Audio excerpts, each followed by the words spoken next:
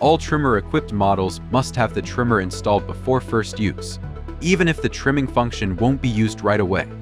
Open the trimmer accessory pack and verify all parts are included. Ensure the goat is powered off before installation.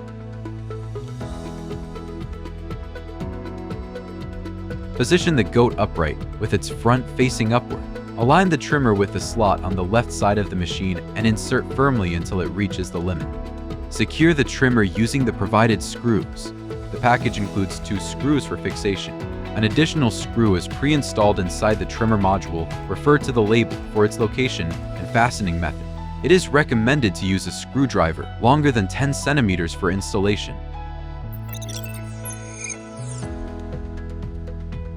Align the brush with the slot and push firmly inward until you hear a click,